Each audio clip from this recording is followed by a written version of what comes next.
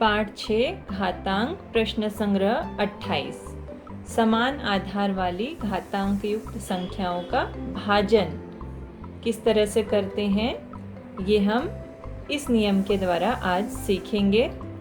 ये नियम है a की घात m बट्टे a की घात n बराबर a की घात m घटा n। यदि समान आधार वाली दो संख्याएं हैं और उनके घातांक अलग अलग हैं और बीच में भाग का चिन्ह है, तो दोनों के जो घातांक क्या होते हैं वो घटा होते हैं आपस में।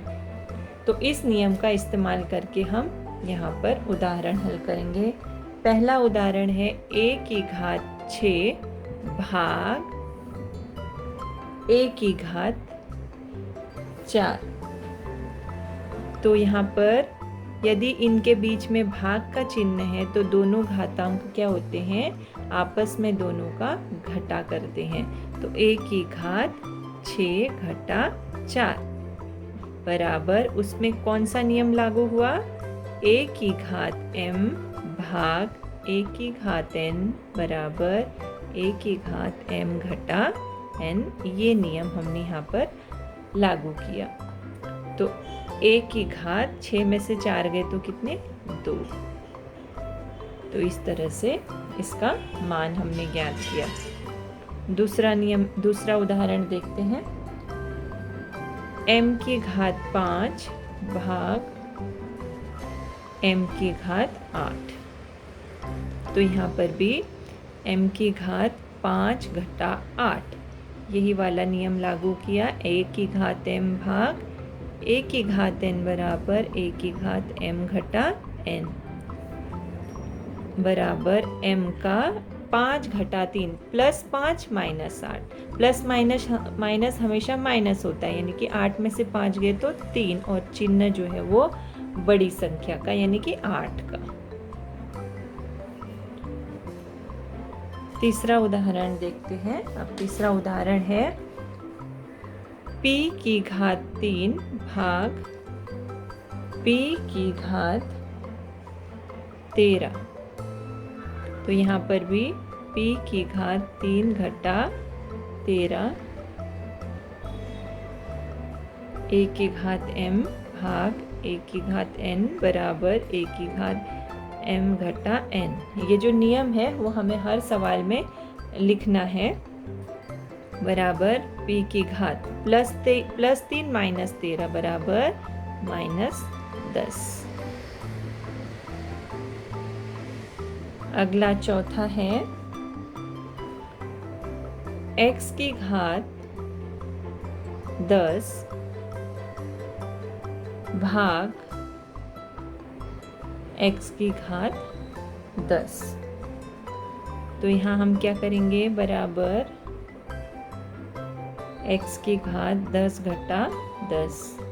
फिर से ये नियम लिखेंगे, a की घात m भाग a की घात n बराबर a की घात m घटा n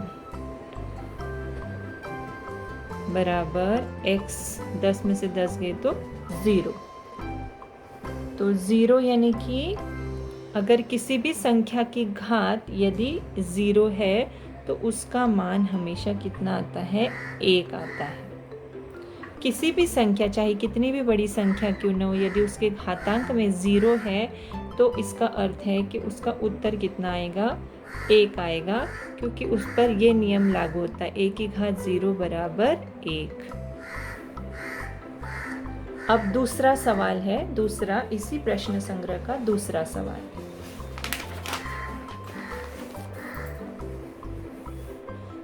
वो है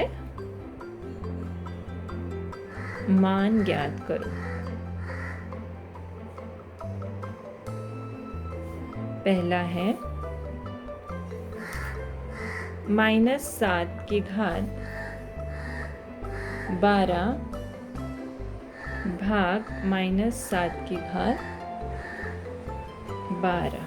तो इससे हल किस तरह से करेंगे हम, -7 की घात 12 घटा 12। क्यों, a की घात m भाग a की घात n बराबर a की घात m घटा n। तो बराबर -7 की घात, 12 में से 12 गए तो 0। अभी मैंने आपको बताया कि यदि किसी भी संख्या की घात यदि शून्य है तो उसका उत्तर आएगा 1, उसका मान होगा 1। तो यहाँ उत्तर आएगा 1। दूसरा सवाल है 7 की घात 5 भाग 7 की घात 3। तो 7 की घात 5 घटा 3।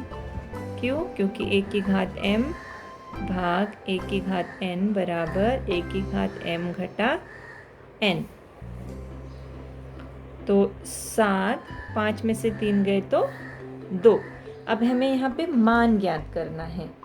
मान ज्ञात करना है यानी कि 7 का वर्ग कितना होता है, इसका गुणन का रूप है 7 गुणा 7 बराबर 49। इसका मान हो गया 49। अब तीसरा है 4/5 की घात 3 भाग 4/5 की घात 2। तो यहाँ पर 4/5 की घात 3 घटा 2। नियम लिखेंगे फिर से, 1 की घात m घटा n बराबर 4/5, 3 में से 2 गए तो कितना होता है, 1 होता है। तो 3 में से 4/5 की घात 1 हो गया यहाँ पर। तो इसका मान कितना आएगा, इसका मान भी आएगा 4/5।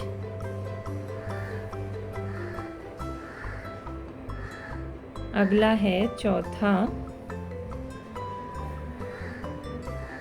है 4 की घात 7 भाग 4 की घात 5। तो 4 की घात 7 घटा 5।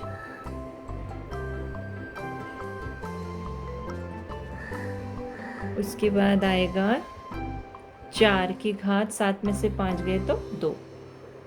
4 का वर्ग है यानी 4 को 2 बार, 4 को 4 से 2 बार गुणा करना है। 4 गुणा 4 बराबर 16। तो इस तरह से इसका मान ज्ञात हो गया।